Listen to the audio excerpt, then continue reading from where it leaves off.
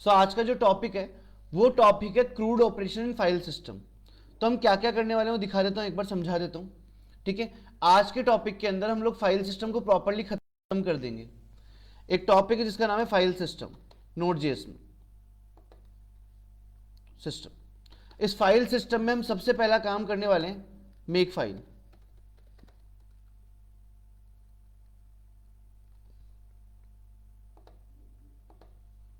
अगला काम जो होगा वो होगा रीड फाइल।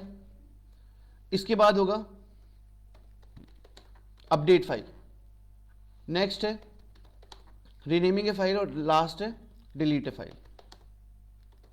ये सारे टास्क कंप्लीट करने वाले हैं आज। एक सिंगल टॉपिक रख रहा हूं जिसके सारे अंदर के टॉपिक कवर करवा रहा हूं। ठीक है, तो सबसे पहले हमने लास्ट क्लास में ही सीखा था कि फाइल सिस्टम जब बनाएंगे तो डायरेक्टरी पाथ से कैसे बनाएंगे। मेरे पास यहां पे एक फोल्डर है जिसका नाम है फाइल्स करके। इसमें से एक काम करता हूं, बस फोल्डर को डिलीट कर देता हूं और वापस बना लेंगे। यप, कर दिया। और यहां जाके वापस से नोड मॉड्यूल्स तो बंद है, माय फर्स्ट प्रोजेक्ट के अंदर जाके वापस एक फोल्डर बना लेते हैं फाइल्स करके। डन। और अब क्या करते हैं, इस फोल्डर के अंदर हम अटैच करने वाला है हमारा फाइल सिस्टम कंप्लीटली। तो इस काम को करने के लिए क्या करेंगे, सेम वही एफ रिक्वायर करके इन काम चालू करेंगे। तो यहां आ गया, यहां पे आने के बाद सबसे पहले लगाया कॉन्स्ट, एक वेरिएबल बनाया एफ नाम से, एंड यहां पे लगा देते हैं हम रिक्वायर। रिक्वायर के अंदर डालते हैं हमारा फाइल सिस्टम, ये हटा दिया इसे। उसके बाद लेते हैं वेरिएबल जिसका नाम है पाथ, और यहां रिक्वायर कर लेते हैं पाथ नाम की लाइब्रेरी को। हो गया। अब इसके बाद बनाएंगे हम एक बेसिकली डायरेक्टरी का नाम। तो हम यहां पे बना लेते हैं कॉन्स्ट dir पाथ करके बना लेते हैं is equal to path dot join. ये लास्ट क्लास में ऑलरेडी समझा चुका हूं मैं। उसके बाद यहां पे लेंगे डायरेक्टरी का नाम, कॉमा, एंड हमारे फोल्डर का नाम दैट इज फाइल्स। ठीक है, ये लेने के बाद हम यहां बताएंगे फाइल का पाथ। तो हम बना लेते हैं फाइल पाथ। फाइल पाथ बनाने के लिए हम लोग यहां पे लगा लेते हैं स्ट्रिंग टेम्पलेट्स और लगाएंगे डॉलर कर्ली ब्रैकेट और यहां पे डाल देंगे dir पाथ। इस तरीके से लगाएंगे यहां पे स्लैश, और जो भी मैं फाइल बनाने जा रहा हूं उसका नाम डालूंगा my डॉट txt। ठीक है, यहां तक हमने फाइल सिस्टम रिक्वायर कर लिया है, पाथ रिक्वायर कर लिया है, डायरेक्टरी कौन से फोल्डर में फाइल बनेगी उस फोल्डर को यहां पे एक्वायर कर लिया है। उसके बाद फाइल का नाम क्या रखने वाले हैं वो यहां पे डाल दिया है। अब सबसे पहले हम जो काम करने वाले हैं वो हमारा है राइट फाइल। फाइल राइट करने के लिए हमने ऑलरेडी एक फंक्शन पढ़ा है F dot write file sync. इस फंक्शन को यूज करेंगे और सबसे पहले डालेंगे यहाँ पे फाइल का नाम जो कि फाइल पाथ में आ चुका है, कॉमा, सेकंड चीज यहां पे डालेंगे string, this is a sample string. ठीक है, ये डाल दिया। ये डालने के बाद इसको टर्मिनेट कर देंगे, सेव कर देंगे, और यहां पे आएंगे और डायरेक्टरी चेंज करेंगे cd माय फर्स्ट प्रोजेक्ट। अब यहां पे लिखेंगे node node index dot JS. File को रन करेंगे। तो ये डालने के बाद फाइल्स नाम से फोल्डर चेक करो, यहां पे एक फाइल बन चुकी है जिसमें लिखा है दिस इज सैंपल स्ट्रिंग। तो ये हमने कंप्लीट कर लिया, जिसको पहले भी हमने देखा है कि फाइल को राइट कैसे करते हैं। ना इसको कमेंट कर देते हैं एक बार के लिए। फाइल को राइट करने के बाद अगला काम जो करना है वो है read a file. File read करने के लिए हम लोग यूज करेंगे एफ डॉट, एक फंक्शन है इसका फाइल सिस्टम का, एफ डॉट रीड फाइल। ठीक है, ये लगाया। ये लगाने के बाद इसको यहाँ पे आके टर्मिनेट कर देते हैं, और टर्मिनेट करने के बाद अंदर आते हैं और यहाँ पे देते हैं फाइल का पाथ। ठीक है, किस फाइल को रीड करना है उसका पाथ दे दिया। नाउ यहाँ पे आके बनाएंगे एक एरो फंक्शन, और एरो फंक्शन के अंदर यहाँ पे दो पैरामीटर डालने थे। पहला तो एरर है और दूसरा आइटम नाम से एक वेरिएबल है। आइटम नाम के वेरिएबल में आपकी फाइल आ जाएगी, और अगर फाइल नहीं आई तो आपको एरर विजिबल हो जाएगी। इस काम को करने के लिए हम यहाँ आते हैं और यहाँ लगाते हैं कंसोल डॉट लॉग, और यहाँ डालते हैं आइटम। इसको रन करते हैं।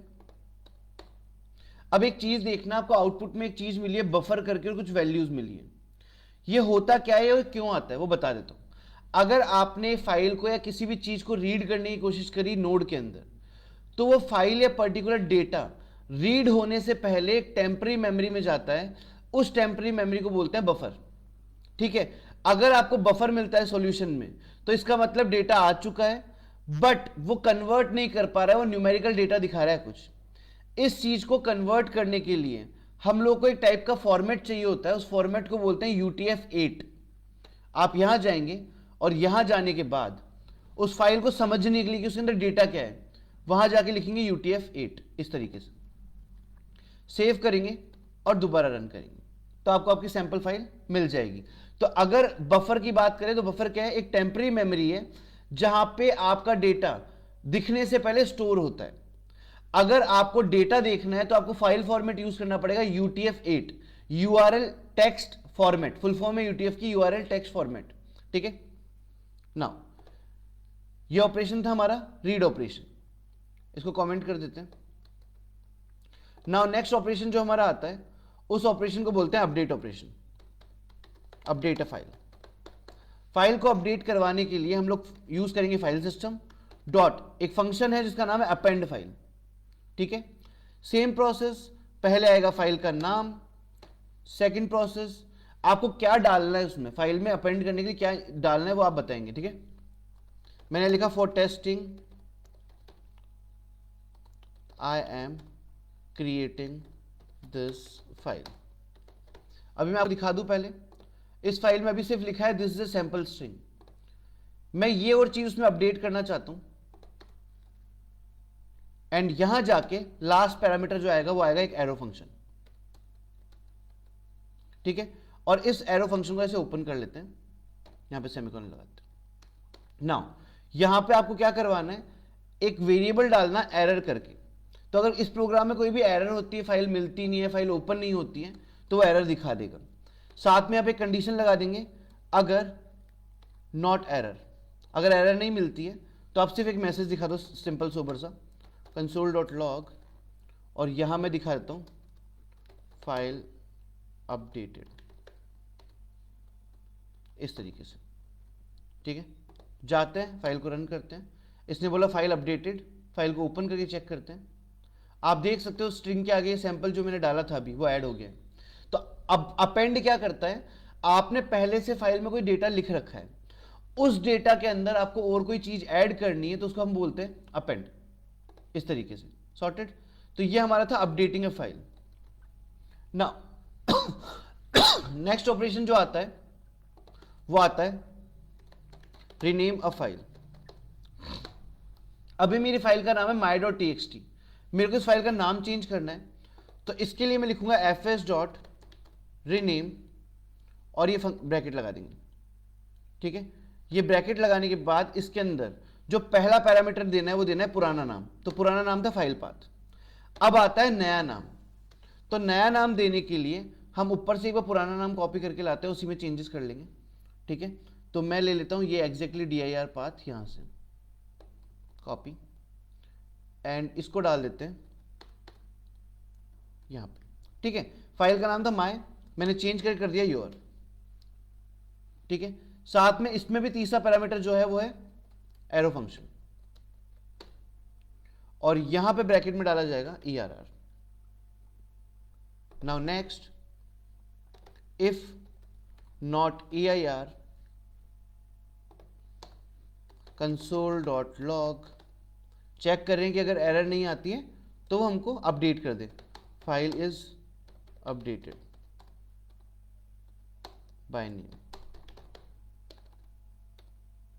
Save and run. इसने बोला नाम चेंज हो गया है, तो आप देख सकते हो जिस फाइल का नाम my.txt आ रहा था अभी उसका नाम हो गया your.txt। तो एक बार वापस ब्रीफ आउट कर देता हूँ, हमने कुछ टॉपिक्स पर, अच्छा एक काम करते पहले डिलीट भी देख लेते उसके बाद वापस ब्रीफिंग ले लेंगे। Now remove a file, remove a file, इस फाइल को डिलीट करवाना है, तो डिलीट करने के लिए लिखेंगे fs.unlink, फंक्शन का नाम है अनलिंक सिंक। ठीक है, और यहां पे डाल देंगे हम फाइल का पाथ, ये पूरा जो भी हमने नई फाइल का नाम रखा है वो नाम। ये डाल दिया, और ये डालने के बाद इसको टर्मिनेट कर लेते हैं यहाँ पे, ठीक है। ओके, सेव करते हैं, दोबारा से रन करते हैं कोड को। फाइल डिलीट हो चुकी है, देख सकते हो फाइल नाम का फोल्डर एम्प्टी हो चुका है। तो क्या क्या किया हमने सबसे पहले देखा कि फाइल सिस्टम इंपोर्ट कर लो, पाथ को इंपोर्ट कर लो, और जो भी जिस भी फोल्डर में आपकी फाइल रखी है उसको यहाँ पे ले लो और फोल्डर का नाम लिख दो। इसके बाद एक अलग वेरिएबल बना के यहाँ पे फाइल का नाम लिख दो। फिर फाइल को राइट करने के लिए राइट फाइल सिंक नाम के फंक्शन का यूज करोगे, जहां पे पाथ डालोगे कि किस जगह पे फाइल स्टोर्ड है और फाइल में लिखवाना क्या है वो डालोगे। रीड करने के लिए रीड फाइल का यूज करोगे, फाइल पाथ डालोगे, UTF-8 डालोगे और एक एरो फंक्शन बनाओगे जिसमें 2 पैरामीटर रहेंगे, एरर और आइटम, ठीक है। आइटम नाम के वेरिएबल में जो भी आपकी फाइल में डेटा है वो आ जाएगा। अपडेट फाइल के लिए फंक्शन यूज करोगे अपेंड फाइल, पहला पैरामीटर फाइल का पाथ, दूसरा डालना क्या है आपको डेटा वो, तीसरा एरर पैरामीटर। अगर एरर नहीं है तो सीधा आउटपुट दिखा दो कि फाइल अपडेट हो चुकी है। फाइल को रीनेम करना, फंक्शन है रीनेम, पहले डालेंगे फाइल का पाथ पुराना वाला, फिर डालेंगे फाइल का पाथ नया वाला, और फिर लगाएंगे एरर पैरामीटर। अगर एरर नहीं है तो फाइल अपडेट हो चुकी है। फाइल को रिमूव करने के लिए फंक्शन का यूज कर लेंगे अनलिंक, और साथ में यहाँ पे पाथ डाल देंगे कि किस फाइल को डिलीट या रिमूव करवाना है। So this is all with the file systems in Node.js। Thank you so much.